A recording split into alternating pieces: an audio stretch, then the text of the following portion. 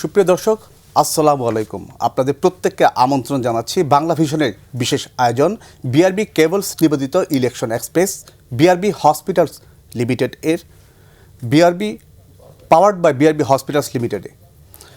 আপনাদের সঙ্গে আছি আমি জিয়া খান এবং আমার সঙ্গে আলোচনার জন্য স্টুডিওতে এই মুহূর্তে উপস্থিত আছেন দুজন অতিথি।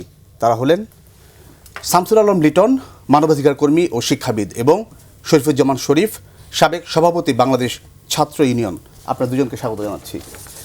দর্শক, নির্বাচন কমিশন বলছে ত্রয়োদশ জাতীয় সংসদ নির্বাচনে 297 আসনে ভোট পড়েছে 59.44%, আর গণভোট পড়েছে 60.26%।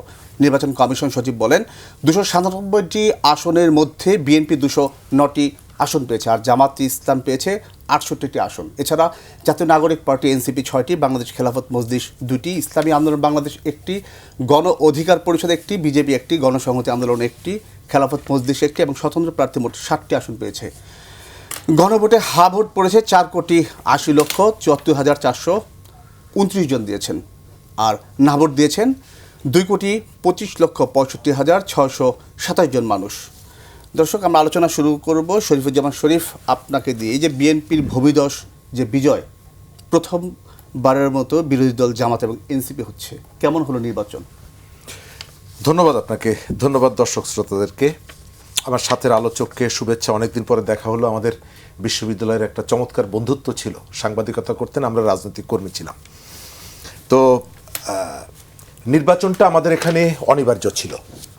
আমাদের একটা দেশ তার যে কোনো ধরনের ডেভেলপমেন্টের জন্য একটা স্থিতিশীল সরকার দরকার, একটা গণতান্ত্রিক সরকার দরকার। রাষ্ট্র যেহেতু জনগণকে নিয়ে, সুতরাং জনগণের রাষ্ট্রের সাথে যে আত্মিক সম্পর্কটা, এটা হচ্ছে গণতান্ত্রিক ব্যবস্থায় নির্বাচন। সেই নির্বাচন থেকে বাংলাদেশের মানুষ বহুদিন দূরে ছিল। বিশেষ করে গত 15 বছরে এই দূরত্বটা অনেক বেড়েছিল। আমাদের দীর্ঘদিনের প্রত্যাশা ছিল যে আমরা একটা গ্রহণযোগ্য পরিবেশে আমরা আমাদের ভোটাধিকারটা প্রয়োগ করব। সেই সুযোগটা এনে দিয়েছে জুলাইয়ের গণঅভ্যুত্থান। জুলাইয়ের গণঅভ্যুত্থানে যারা শহীদ হয়েছেন, আত্মত্যাগ করেছেন, আমরা তাদের কাছে ঋণী, আমরা তাদের কাছে কৃতজ্ঞ। তবে আমরা শেখ হাসিনা চলে যাওয়ার সঙ্গে সঙ্গে আমরা নির্বাচনের সুযোগটা পাইনি, ভোট দেওয়ার সুযোগটা পাইনি। এর কারণটা হচ্ছে যে আমাদের রাষ্ট্র এবং সমাজ জীবনে অনেকগুলো গর্ত তৈরি হয়েছিল, অনেকগুলো চ্যালেঞ্জ আমাদের সামনে ছিল। আমরা কতগুলো জায়গায় রাজনীতির গুণগত পরিবর্তনের জন্য সংস্কারের একটা স্বপ্ন, আকাঙ্ক্ষা, তাগিদ আমরা অনুভব করেছি। তবে এই জায়গাটায় ধন্যবাদ দিতে হয় বিএনপিকে। এটা আমি আরও আগেও কয়েকবার বলেছি। শেখ হাসিনা চলে যাওয়ার পর অন্য রাজনৈতিক দলগুলোর বিএনপির মতন যদি সাংগঠনিক শক্তি, জনপ্রিয়তা থাকতো, তাহলে আমার ধারণা তারা 1.5 বছর অপেক্ষা করতেন না। তারা হয়তো নির্বাচন শেষ হয়ে যাওয়ার পর ক্ষমতায় বসে সংস্কারের হয়তো কোনো কাজ করলেও করতে পারতেন, না করলেও করতে পারতেন। কিন্তু বিএনপি কতগুলো ইতিবাচক রাজনীতির প্রত্যাশার জায়গা থেকে সরকারকে সহযোগিতা করেছে। এমনকি আমাদের এই সময়কালে সবথেকে আলোচিত যে সংস্কার ইস্যুটা, এই সংস্কার কিন্তু বিএনপি নিয়ে এসেছে গণঅভ্যুত্থানের অনেক আগে। বিভিন্ন অ্যাঙ্গেল থেকে উদ্দেশ্য প্রণীতভাবে বিএনপিকে সংস্কার বিরোধী একটা প্রচারণা দেওয়ার চেষ্টা করেছে। যদিও ভোটের ফলাফল দেখে মনে হচ্ছে যে ওই সব প্রচার কোনো কাজে আসেনি, তবে একটা অংশ কিন্তু চেষ্টা করেছে। কিন্তু আপনি খেয়াল করবেন, বিএনপি গত 1.5 বছর সরকারকে নানাভাবে সহযোগিতা করেছে, যে সহযোগিতাটা অন্যরা করার থেকে চাপটা বেশি দিয়েছে এবং নিজের দিকে আদায় করে নেওয়ার জন্য। ভোটটা কেমন হলো, মূল প্রশ্ন হচ্ছে এইটা। মানুষ কিছুটা স্বস্তি নিয়ে ভোটাধিকারটা প্রয়োগ করেছে। তবে আমরা আমাদের দাবির জায়গা থেকেও সরে এসেছিলাম। আমাদের কিন্তু দীর্ঘদিন একটা ইস্যু ছিল যে বাংলাদেশের যে কোনো নির্বাচন তত্ত্বাবধায়ক সরকারের অধীনেই হতে হবে, তা না হলে নির্বাচনে আমরা অংশগ্রহণ করব না। রাজনৈতিক অঙ্গন থেকে এই ধরনের একটা দাবি ছিল, কিংবা নির্বাচন সুষ্ঠু হওয়া নিয়েও প্রশ্ন ছিল। এবার তত্ত্বাবধায়ক সরকারের ব্যবস্থায় ফিরে যাওয়ার সুযোগটাও এসেছিল আদালতের মধ্য দিয়ে, কিন্তু রাজনৈতিক দলগুলো সেটি না করে তারা অন্তর্বর্তী সরকারের উপরে আস্থা রেখেছে এবং ওই জায়গা থেকে সরে গেছে এবং এটি নিয়ে খুব একটা আলোচনাও হয়নি। ফলে কেউ যদি প্রশ্ন করে যে আগের যে দাবিটা, সেই দাবিটা কি অসাড় ছিল, আমি জানি না এই দলগুলো কি উত্তর দিবে। কিন্তু আমরা যে নির্বাচনটা দেখলাম এখন পর্যন্ত, সেই ধরনের আমাদের যে ট্র্যাডিশন, নানা রকমের সহিংসতা, সংঘাত, সংঘর্ষ, এগুলো অনেকটাই কম হয়েছে। একটা জাতীয় নির্বাচনে যতটুকু হয়েছে এটুকু না হলে ভালো হতো, আবার হতে পারে এই শঙ্কা আমরা প্রকাশ করেছি। কারণ আমরা পারিপার্শ্বিক অবস্থা দেখে ধারণা করেছিলাম গত 1.5 বছর যেমনিভাবে মব আমাদের গোটা রাষ্ট্র এবং সমাজ জীবনকে যেভাবে আষ্টে পিষ্টে ধরেছিল, আমাদের শঙ্কা ছিল যে এই ধরনের পরিস্থিতি হয় কিনা। সরকার, রাজনৈতিক দল এবং এই জায়গাটায় আমি সবথেকে কৃতিত্ব দিব বাংলাদেশ সেনাবাহিনীকে। তারা গত 1.5 বছর একেবারে মাঠে থেকে যতটুকু সম্ভব নানা রকমের উস্কানির মধ্যে সেনাবাহিনীর বিরুদ্ধে মানে সেই সংখ্যার জায়গাটায় আমাদের ফেরানোর সেই যে কাজটা তারা সুযোগ শুরু করেছে।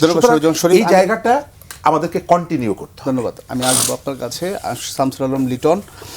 এই যে রেজাল্টটা আসলো ইলেকশনে, সেটাই প্রত্যাশিত ছিল নাকি কারো দিকে কম বা বেশি, মানে প্রত্যাশার আমাদের মাত্রাটা আসলে কী রকম? প্রত্যাশাটা তখনই ডিটারমাইন করা যায় দুইভাবে। একটা হচ্ছে যে দেশে যখন সাধারণ নর্মাল ডেমোক্রেটিক এনভায়রনমেন্ট থাকে এবং ডেমোক্রেটিক যে ট্রান্সফরমেশনটা থাকে, যে একটা নির্বাচনের পর আরেকটা নির্বাচন হচ্ছে এবং আগের নির্বাচন থেকে পরের নির্বাচন আরও ভালো করার জন্য করা হলো, সেরকম। কিন্তু সেটা তো ছিল না। গত 15 বছর দেশে কোনো নির্বাচন হয়নি এবং নির্বাচনগুলো তারও আগে থেকে বলতে গেলে 2008 সালের নির্বাচনও প্রশ্নবিদ্ধ একটি নির্বাচন, যেখানে 22 সেকেন্ডে একটি মাত্র ভোট পড়েছে। এবার আমি যে ভোটটি দিয়েছি, আমি 26 বছর পরে ভোট দিয়েছি এবং এখানে কিন্তু আমার 3 মিনিটের বেশি, 3 মিনিট সময় লেগেছে, কম সময়, খুব তাড়াতাড়ি আমি দিয়েছি। তো তার মানে বোঝা যায় 2008 সালের নির্বাচন নিয়েও এখনও গবেষণা হওয়া, এখনও তদন্ত হওয়ার সুযোগ রয়েছে।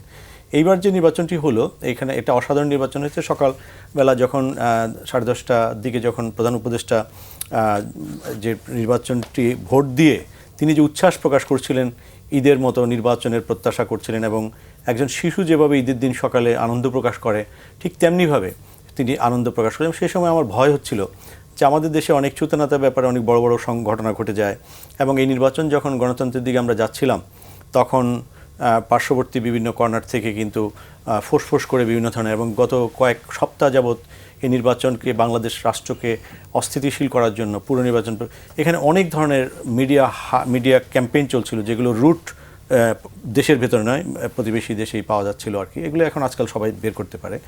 তো সেটা একটা হচ্ছিল এক্সটার্নাল। আর ইন্টারনাল রাজনৈতিক দলগুলো শত কোটি টাকা, বিশেষ করে এটা রিজনেবল গ্রাউন্ড আছে বিশ্বাস করার যে একটি রাজনৈতিক দল শত কোটি টাকা ব্যবহার করেছে গণমাধ্যমে, বিশেষ করে সামাজিক যোগাযোগ মাধ্যম।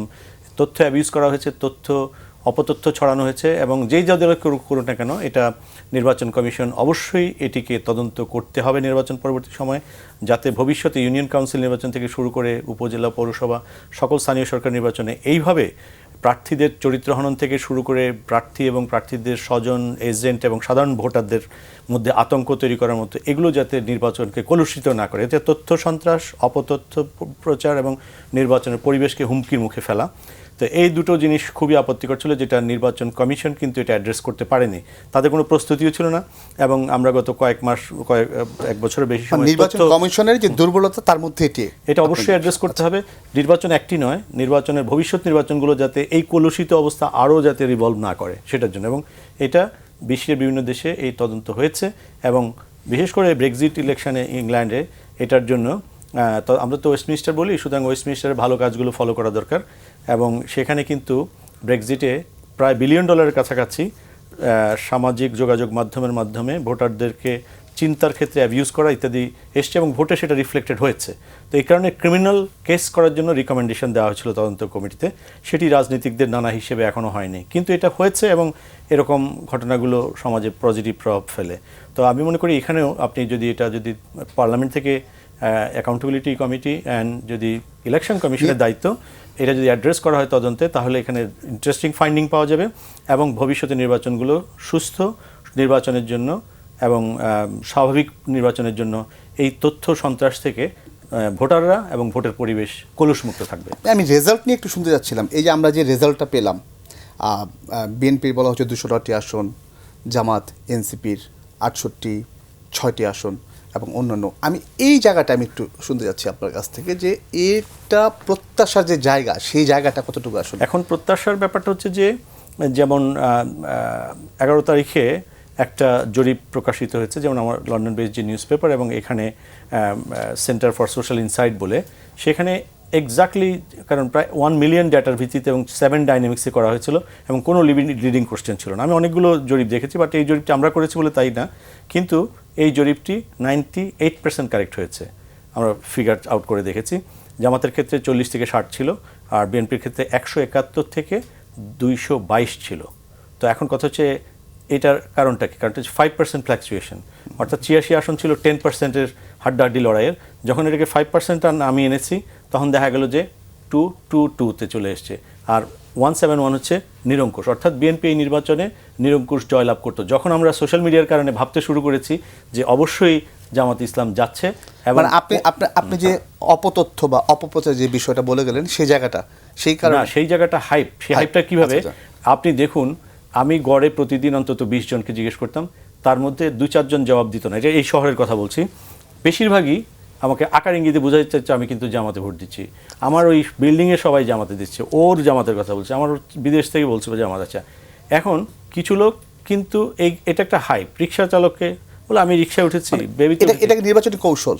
নো, এটা হয়েছে এটার কারণে। এটা কীরকম হয়েছে? আমার প্রতি ঘন্টায় মিনিমাম 400 থেকে 500 এখানে ফিড এসেছে, তার মধ্যে, এবং এর মধ্যে ধরে নেন 95% হচ্ছে নির্বাচন সংক্রান্ত, এবং কন্টেন্ট দেখে বোঝা যায় 80 থেকে 90 ভাগ হচ্ছে এক পক্ষের, এবং এর মধ্যে আবার নিউট্রাল আবরণে করা কিছু আছে 50%। কিন্তু যারা করছে তার একটা না, এটা হয় কি, আপনি যখনই ডিটেইলে যাবেন, যখনই আপনি কবে এই পাতার জন্ম হয়েছে, এটার অ্যাডমিন কি দেখুন, লক, অর্থাৎ লক যখন বিজ্ঞাপন দেয়, যখন প্রোফাইল, তখন বুঝতেই পারবেন যে এটার মধ্যে কোনো একটা, এবং এটা অতীতে অনেক ধরা পড়েছে এই দেশে। আওয়ামী লীগ সরকারের পরপর 2 নির্বাচনে 200-র উপরে পেজকে, ক্লোন পেজকে কিন্তু গুগল এবং ফেসবুক কিন্তু ডাউনলোড করে দিয়েছে, এটাকে অফলোড করে দিয়েছে দুর্বৃত্তায়নের জন্য। সো এখানে যে ঘটনাটা ঘটেছে, এখানে অবশ্যই তদন্তে বেরিয়ে আসবে, এবং এইটা আমাদের মাইন্ডসেটের মধ্যে হিট করেছে, এবং এটা সবাই ধারণা করতে শুরু করেছে বোরখা পরে যত মানুষ যাবে সবাই জামাত ইসলামকে ভোট দিবে, যেটা প্র্যাকটিক্যালি রং, এবং লাঠিসোঁটা তৈরি করা হচ্ছে। সুতরাং একটা ভীতি যে কেউ যদি ভোট বাক্সে কেউ যদি ঝামেলা করছে, এবং একটা দল, বড় দল নিঃসন্দেহে ভোট কেন্দ্র দখল করবে, তাদেরকে কিন্তু শায়েস্তা করার জন্য আরেকটা দল রেডি আছে। এরকম হাইপ কিন্তু আমাদের মাথায় সেট হয়ে গিয়েছিল, যার ফলে যেখানে যেখানে কথা হচ্ছে এরকম কথা। কিন্তু আমি যখন, তো আমাদের যে 10 দিনের একদম রিগোরাস প্রায় 65,000 স্যাম্পল, সিঙ্গেল স্যাম্পল, এবং 7টা ডাইনামিক্স, সেখানে যে ব্যাপারগুলো এসছে সম্পূর্ণ উল্টা। তো যার ফলে আমরা তো প্রকাশ করেছি আগের দিন। সো এখন কথাটি হচ্ছে যে এই ব্যাপারটি কিভাবে হয়, এই তদন্ত করলেই সেটা বেরিয়ে আসবে কিভাবে এটা মাইন্ডসেট তৈরি করে। ধন্যবাদ শামসুল আলম লিটন। আর শফিজুর শরীফ, আমি যে জায়গাটা প্রত্যাশার যে জায়গাটা, এই যে শফিজুর যে ইউকে ভিত্তিক জরিপের কথা নিয়ে আসলেন, সেই জরিপের যে ফলাফল এবং এখন যে আমরা নির্বাচনের যে রেজাল্টটা পেলাম, তার সঙ্গে প্রায় সামঞ্জস্য, পার্থক্যতা আছে, কিন্তু কেন এই রকম হইলো সে বিষয়টা উনি ব্যাখ্যা টানলেন। তারপর কাছে আমার প্রশ্ন হচ্ছে যে আসলে প্রত্যাশার জায়গাটা আমাদের এরকমই ছিল প্রত্যেকটা ইস্যুর, নাকি না কম বেশি? এটা ব্যক্তি টু ব্যক্তির প্রত্যাশার ভিন্নতা। আচ্ছা, ভোটাররা বিভিন্ন সেকশন থেকে এক একজন এক একভাবে ভেবেছে। আমি এটি নিয়ে গবেষণা না করার কারণে আমার কাছে ওই তথ্যটা নেই, তবে আপনি ফলাফলটা দেখে বুঝতে পারছেন এই ফলাফল যে এখানে যে ধরনের একটা হাইপ তোলা হয়েছিল, এবং এটি করার জন্য তারা যাদের যে কৌশলটা ছিল, যে গণ অভ্যুত্থানে নেতৃত্ব দিয়েছে যে তরুণরা, তাদের একটা অংশ একটা দল করেছে, সেই দলটা সাথে রেখে তারা বলার চেষ্টা করেছে যে 4 কোটি নতুন ভোট, যে তরুণরা গণ অভ্যুত্থানে নেতৃত্ব দিয়েছে তারা সবাই আমাদের সাথে আছে। এটি তাদেরকে প্রশ্ন করা হয়নি নানা সময়ে, এবং প্রশ্ন না করার কারণে, কাউন্টার ক্যাম্পেইন না থাকার কারণে তারা এই কথাটা নানা জায়গায় ছড়ানোর সুযোগ পেয়েছে যে তরুণ যারা, তারা আমাদের সাথে, তরুণ ভোটার আছে এত, 4 কোটি তরুণ ভোটার। তো 4 কোটি তরুণ ভোটার, তো এরা কি সবাই তাদের কাছে নিবন্ধিত? এই যে 4 কোটি তরুণ ভোটার, তাদের মধ্যে আপনি ধরেন যে বিএনপি পাওয়ারে গেল, ছাত্র দলের নেতাকর্মী ছিল না, অন্যান্য সংগঠনের ছিল না, অথবা নিউট্রাল নেতাকর্মী ছিল না, এমনকি জুলাইয়ের যে যারা রাস্তায় নেমেছিল তাদের মধ্যে ছাত্রলীগেরও তো অনেকে ছিল। কিন্তু এরা এই বিষয়টাকে মানুষের মনোজগতে প্রবেশ করিয়ে দেওয়ার জন্য তারা এই তরুণদেরকে সাথে রেখেছে, এবং বারবার সেখান থেকে বলা হয়েছে, লিটন ভাই যথার্থ বললেন, বোরখা পরা মানে হলো। এবং আপনি খেয়াল করবেন যে তারা এই ক্যাম্পেইনটাকে কৌশল হিসাবে বিভিন্ন জেলায় নির্বাচনের 2 দিন আগে নারীদেরকে মিছিলে নামিয়ে দেওয়া, এবং এই আওয়াজটা, আরে বাবারে বাবা, এত বড় মিছিল জীবনে দেখিনি, নারীদের মিছিল। এক একটা জেলায় আপনি ভোটার যদি দেখেন, অন্তত 2 থেকে 2.5 লক্ষ হচ্ছে নারী ভোটার, কিন্তু একটা জেলা শহরে 800, 1000, 2000 নারী মিছিল করছে, এবং সেটি প্রচার করা হয়েছে যে নারী জেলা শহর 6 লাখ করে ফেলেছে। শরীফ ভাই, আমি একটু কিছু পরিসংখ্যান সেটি যেহেতু জামাতের বিষয়টা আসছে, জামাত 91 সালে 18টি আসন তারা পেয়েছে, 96-তে 3টি, 2001-এ 18টি, 2008-এ 2টি, এবার 68টি। এই যে আপনি যে বিষয়টা বললেন যে তরুণ ভোটার, নারী ভোটার, তাহলে এই যে এতগুলো আসন বাড়ার পিছনে এর অবদানটা কি? আচ্ছা, ওই জায়গাটাই হচ্ছে মূল ব্যাপার, যে তারপরে তারা এতগুলো আসন পেল কেন। তারা নির্বাচনে সংখ্যাগরিষ্ঠতা পেয়ে সরকার গঠন করবে, তাদের টার্গেটটা কিন্তু 70 আসন ছিল না। তাদের টার্গেট ছিল, তারা বলেছে, তাদের বডি ল্যাঙ্গুয়েজ, তাদের অর্থের বিনিয়োগ, সব কিছু ধরে আপনি যদি বিবেচনা করেন, তাহলে তারা ডাব্বা মেরেছে নির্বাচনে। তাদের যে শক্তি, তাদের যে প্রস্তুতি, তাদের যে আয়োজন, গত 1.5 বছর এই যে প্রার্থীদের কথা আপনি বলছেন, যারা বিজয়ী হয়েছেন যে 60টি আসনে বা 65 আসনে, এই ব্যক্তিদেরকে তার নির্বাচনী এলাকার ভোটার তাকে প্রার্থী হিসাবে চেনে আজ থেকে 1.5 বছর আগের থেকে। প্রার্থী হিসাবে তার আগের থেকে তারা কাজ করছে, মানে 5 আগস্টের পর থেকে তারা কাজ করছে। তারা তাদের এলাকায় কাজ করতেন, রেগুলার কাজের মধ্যে ছিলেন। কিন্তু এবারের যে নির্বাচনটা গতকালকে হয়ে গেল, সেই নির্বাচনে তিনি প্রার্থী হবেন, এটি তার নির্বাচন এলাকার ভোটাররা জানতেন আজ থেকে 1.5 বছর আগে। আর তার প্রতিদ্বন্দ্বী যারা, তারা তার প্রার্থী সম্পর্কে জেনেছেন আজ থেকে 1.5 মাস আগে। সুতরাং প্রচারণায়, সংযোগে, সোশ্যাল অ্যাক্টিভিটিতে, পলিটিক্সে তারা তো এগিয়ে ছিলেন 1.5 বছর। তারা সম্পূর্ণ প্রস্তুতি নিয়েছেন দেশ এবং দেশের বাইরে। দেশের বাইরের থেকে যেভাবে ডাকসু নির্বাচনের আগে হাইপ তোলা হয়েছে, জাতীয় নির্বাচনের আগে হাইপ তোলা হয়েছে, এর পেছনে লিটন ভাই যেটা বললেন, কোটি কোটি টাকার যে বিনিয়োগ ছিল, সেটা তো আমরা ভোটের সময় দেখতে পাচ্ছি। আপনি কোনো নির্বাচনে, জাতীয় নির্বাচনে এইভাবে টাকা দিয়ে ভোট কেনা হয়, এটা কি শুনেছেন? ইউনিয়ন পরিষদে ভোট কেনা হয়, কিন্তু জাতীয় নির্বাচনে কেন? তারা সমস্ত প্রস্তুতি নিয়েছিলেন, এবং তাদের মাইন্ড সেট আপটা ছিল তারা এবার পাওয়ারে যাচ্ছেন। তারা বলে দিচ্ছেন যে সরকার গঠন করলে আমরা এদেরকে মন্ত্রী করব। তার মানে হলো যে তারা এক ধরনের নিশ্চিত ছিলেন যে আমরা সরকার গঠন করছি। সেই দলটি 70টি আসন পাওয়া, এটি কিন্তু অস্বাভাবিক না। কিন্তু আপনি যদি জিজ্ঞেস করেন যে তারা ওই যে 13-18 আসন থেকে তারা 70 আসনে কেন গেল, এইখানে রাজনীতিতে একটা শূন্যতা আছে, এটা তো অস্বীকার করবেন না। বাংলাদেশে আওয়ামী লীগের একটা বিরাট জায়গা ছিল, এটা তো অস্বীকার করবেন না। আওয়ামী লীগকে পছন্দ করে না বিএনপি করতো, বিএনপিকে পছন্দ করতো না আওয়ামী লীগ করতো। এখন বিএনপিকে পছন্দ করে না যে অংশটা আওয়ামী লীগ করতো, তাদের একটা বড় অংশের ভোট এখানে যাওয়া কি অস্বাভাবিক? বিভিন্ন এলাকায় নানা রকমের, আপনি দেখেছেন মাদারীপুর অঞ্চলে দেখলাম আওয়ামী লীগের একজন প্রতিমন্ত্রী তার আত্মীয় স্বজন জামাতের পক্ষে নির্বাচন করছে। তো অনেকগুলো ঘটনার পেছনে কাজ করে। তবে এটা অস্বীকার করা যাবে না যে আপনি যদি রাজনীতিতে শ্রম দেন, তার ফলাফল আপনি কখনো না কখনো পাবেন। জামাত তার একটা প্রস্তুতি তাদের ছিল, প্রস্তুতি নিয়ে তারা রাজনীতি করছে, তাদের একটা দীর্ঘমেয়াদী প্ল্যান আছে, এগুলোর তো ফলাফল সে পাবেই। তবে এতগুলো যে আসন পেয়েছে, এটাকে আমি ওইভাবে দেখি যে তার তো পাওয়ার কথা, তার তো সমস্ত প্রস্তুতি ছিল 151। আচ্ছা, সেই জায়গাটা তারা আপনার যে কথা ডাব্বা মেরেছে আর কি, এই জায়গাটা আমি আসবো। তার আগে আমি দর্শক, এই মুহূর্তে আমাদের মগবাজারে জামাত ইসলামী যে কেন্দ্রীয় কার্যালয়, সেখানে আছেন আমাদের প্রতিনিধি ওমর ফারুক। আমরা একটু তার কাছে যাব। ফারুক, শুনতে পাচ্ছেন আমাকে?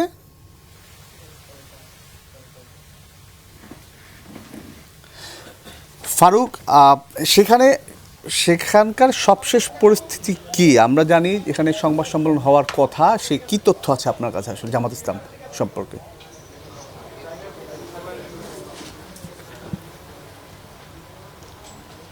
আপনাকে ধন্যবাদ। আসলে গতকালকে শেষ হলো ত্রয়োদশ জাতীয় সংসদ নির্বাচনের ভোট গ্রহণ, এবং আজকে বিকাল থেকেই আমরা দেখেছি জামাত ইসলামের কেন্দ্রীয় পরিষদের যারা সিনিয়র নেতৃবৃন্দ রয়েছেন তারা কিন্তু কেন্দ্রীয় কার্যালয়ে আসেন, এবং একই সাথে ইসলামী ছাত্র শিবিরের যারা সভাপতি, সেক্রেটারি এবং ঢাকা বিশ্ববিদ্যালয়ের নেতৃবৃন্দ সাদিক কায়েম, এস এম ফরহাদ, তারা সবাই কিন্তু আজকে এই জামাতের যে কেন্দ্রীয় কার্যালয় সেখানে তারা এসেছেন। এবং বিকাল থেকেই আমরা দেখেছি যে আসলে নির্বাহী পরিষদের যে বৈঠক, সেই বৈঠকটি চলছে। একই সাথে বলে রাখি যে আসলে নির্বাহী পরিষদের বৈঠকে মূলত জামাতের যে নেতৃবৃন্দ থাকার কথা তারা থাকেন। বিগত সময় তাদেরকে আমরা তাদের উপস্থিতি দেখি, কিন্তু আজকে তাদের যে ছাত্র সংগঠন ইসলামী ছাত্র শিবিরের নেতৃবৃন্দদেরও কিন্তু এখানে উপস্থিতি আমরা দেখেছি। বলে রাখি যে আসলে এই যে নির্বাহী পরিষদের বৈঠকটি সেটি কিন্তু 10টা পর্যন্ত চলবে, এবং এরপরে যে 11 দলীয় জোট রয়েছে জামাতের সাথে এনসিপি, খেলাফত মজলিস, ইসলামী বাংলাদেশ খেলাফত মজলিস, তাদের বৈঠক হওয়ার কথা রয়েছে। তবে কিছুক্ষণ আগে ঢাকা 7 আসনের যে জামায়াতের প্রার্থী এনায়েতুল্লাহ তিনি জানিয়েছিলেন যে আসলে তার যে নির্বাচনী আসন ঢাকা 7, সেখানে আমাদেরকে একটি তথ্য তিনি আমাদেরকে জানিয়েছেন যে 100টি ব্যালট পেপার না দিয়ে গণনার 100 হিসাব দেখানো হয়েছে বলে তিনি একটি অভিযোগ জানিয়েছেন কিছুক্ষণ আগে। এবং আমরা জামায়াতের যিনি সহকারী সেক্রেটারি এহসানুল মাহবুব জুবায়ের, তিনি কিছুক্ষণ আগে আমাদের সাথে কথা বলেছিলেন এবং তিনি জানিয়েছেন যে আসলে নির্বাচন পরবর্তী সময় আসলে তাদের কি করণীয়, আসলে তারা কি ধরনের পদক্ষেপ তারা নেবে, সেই বিষয়গুলো নিয়ে কিন্তু আজকে নির্বাহী পরিষদে বৈঠক চলছে। এবং একই সাথে কিছুক্ষণ পরে 11 দলীয় যে জোট, সেই জোটের যে যারা শীর্ষ নেতৃবৃন্দ আছে তাদের সাথেও কিন্তু বৈঠক হওয়ার কথা রয়েছে এই কার্যালয়ে। আর এছাড়াও যে তিনি বলেছেন যে আসলে ধন্যবাদ ওমর ফারুক, আপনি আমাদের সঙ্গে থাকুন, প্রয়োজনে আবারও আমরা আপনার সাথে যোগাযোগ করব।